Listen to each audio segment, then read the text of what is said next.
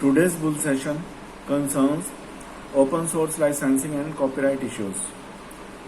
Today's bull session concerns what is open source software, how open source software works, how developers make profits from open source licensing, what are the consequences of breach of terms of open source licensing. Before we proceed further, we should know what are source code, proprietary software and copyleft works. Hello friends, this is Sanjay Arora. By profession, I am an advocate. I welcome all of you to my YouTube channel Legally Determined. Let's get started. We should start from what is meant by source code. Source code is that part of software which the software programmer uses to change the software in order to see how it works or functions. By having access to a source code, a programmer can add or delete features to make the program functional, to make the program function or more efficiently. When a source code is exclusively under the control of a person or an organization, it is called a proprietary or a closed software. Only the original authors have the right to alter such softwares such as Microsoft Office.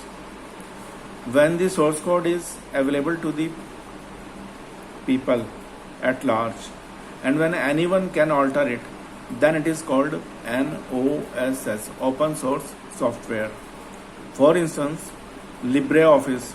In both the cases, a user is required to use a licensed software, but the licenses of OSS are different from proprietary softwares. Some open source licensed softwares are such that the author has to release the source code as well. Open source licenses are beneficial to the programmers and non-programmers. There are just two major license categories among these open source licenses. Copyleft. Copyleft license means when copyleft software license which requires developers to make the source code and documentation available and permissive, which applies minimal conditions such as author attribution. Now, in recent days, open source software and open source licensing have gained prominence. Open source is a term which is used in context of works in which the creator has a copyright, but over which he has relinquished or licensed certain key rights, most particularly to make the source code available to the public. Traditionally, when a copyrighted work, such as a software, is purchased, a user typically obtains a license to use the software. The terms of usage are governed by the End User License Agreement. In short, it is called EULA.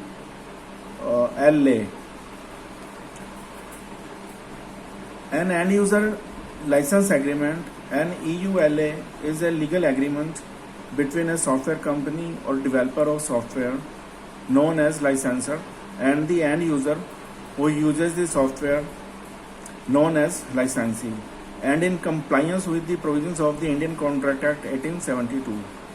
To illustrate this further, a website, for instance music portal, where music can be downloaded legally, has signed a music license agreement with the owner of the copyrights, and such music portals makes the end user agree to an agreement called End User License Agreement to ensure the owners of their copyright.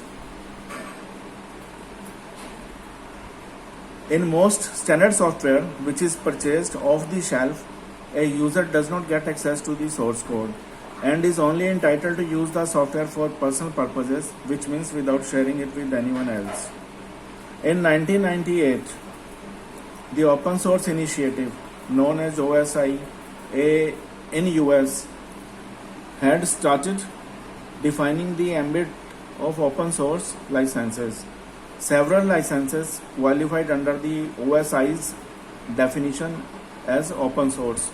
The GNU General Public License, GNU GPL, Academic Free License, AFL, Microsoft Public License, GNU Lesser General Public License, MIT License, Eclipse Public License, and Mozilla Public License, PHP License, MIT License. The PHP license language is open source, although a program made in PHP can be proprietary, are some examples. Similarly, the Creative Commons license is an open source license for images and videos. Wikimedia Foundation, which is behind the ubiquitous online encyclopedia Wikipedia, also has a version of open source licensing for its content. Works are considered to be open source if they meet the 10 conditions stipulated by the Open Source Initiative in California, US. Some of the conditions are access to the source code of the software must be provided, non-discrimination against specific persons or groups or against certain purposes, for instance, prohibiting use for business, etc. Non-restriction of other softwares, for instance, it should not state that it can only be used with other open source software, and so on. Further, the terms of most open source licenses require the license information to be displayed in every future copy of the work. A license that is called open source must be reviewed and approved by the OSI to ensure that it meets the open source definition. Nevertheless, many people loosely use the term open source for works granted under similar license terms. Open source works can be used, modified, and distributed to the public. They may even be sold. However, depending on the terms of the open source license concerned, it is possible to restrict modification of open source software or to start selling modified open source software. Many open source software works which cannot be sold by the user but can be used, modified, and distributed so long as they are not sold in the same terms and conditions as of the original software without adding any new terms and conditions, qualify as copyleft works. Broadly, copyleft is a subcategory of open source license, as we have seen earlier.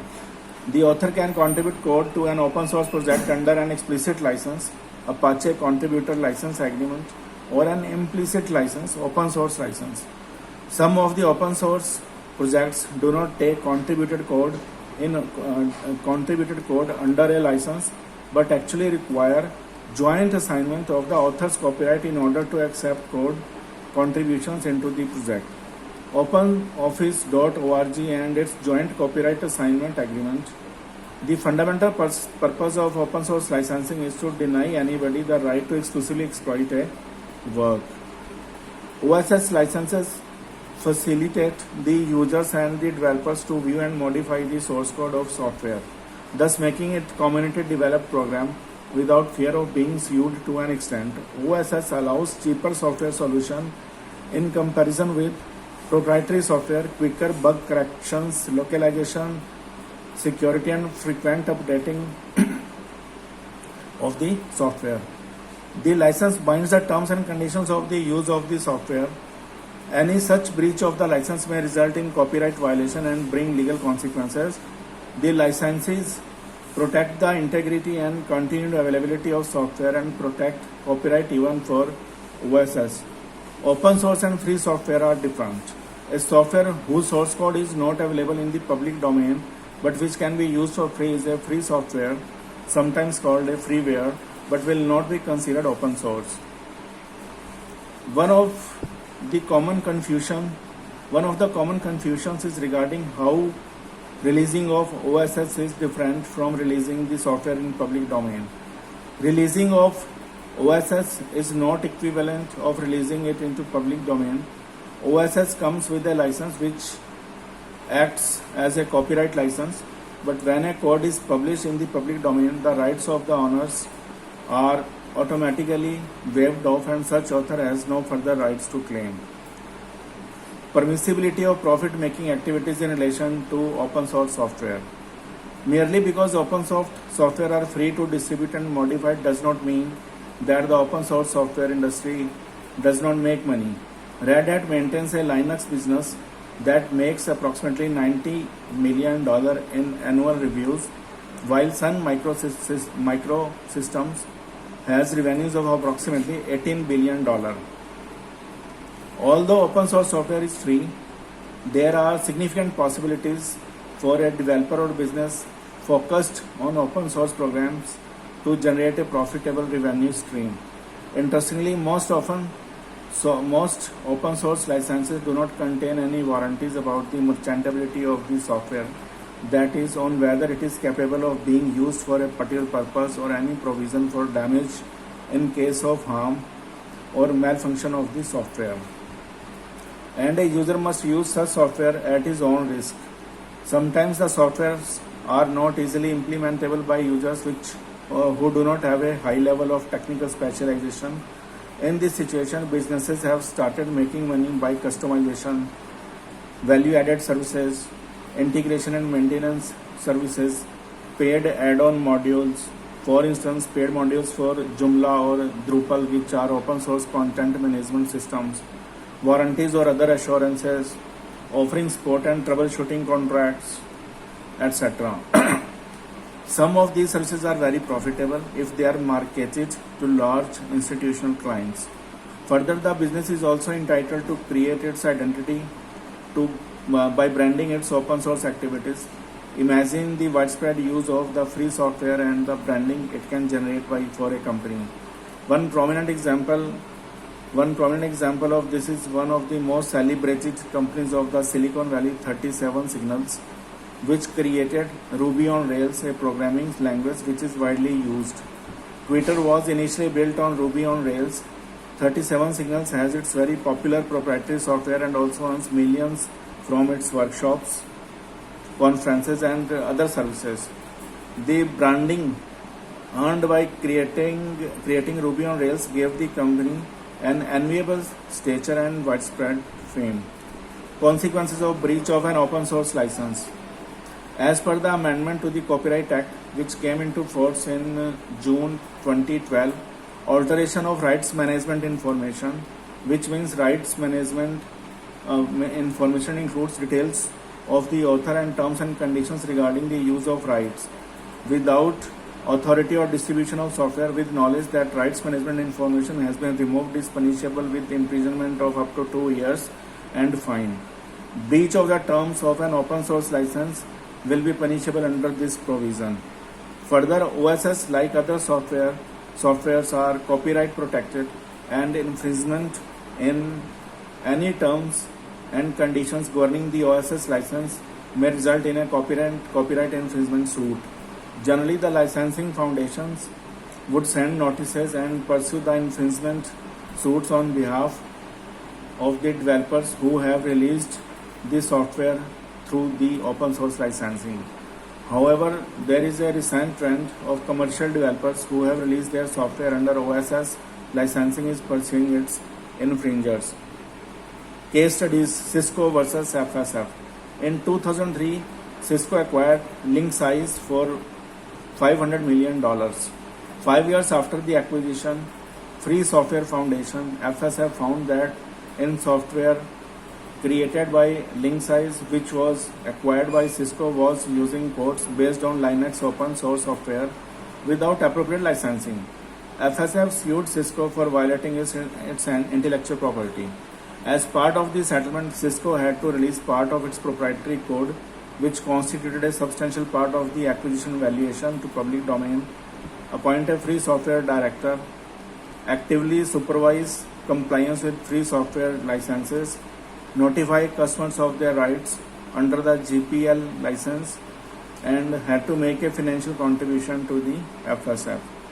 Versata versus Zimpleware. Versata used an open source XLM parsing component made by Zimpleware in its distribution channel management software. Though the open source component was available under a separate commercial license, Versata had not taken such license from Simpleware. As a result, the Versata was under an obligation to release the source code under GPLv2 license, an open source licensing standard. Simpleware filed an infringement suit on this ground. Both the parties later settled the case outside the court. Another important case from the open source software point of view is that of Oracle versus Google, decided on 27th March 2018. Google held discussions with Sun, which is the original developer of Java, on how to implement Java APIs in the open source Android mobile operating system. The agreement was never entered into. Still, Google implemented the APIs. After Oracle acquired Sun, it sued Google for the breach of copyright for copying APIs, names and other elements. District Court held that API is not protected by copyrights. Federal Court overturned this decision. Supreme Court also upheld Federal Court decision in 2015. District Court dealt with the question of Google's fair use defense and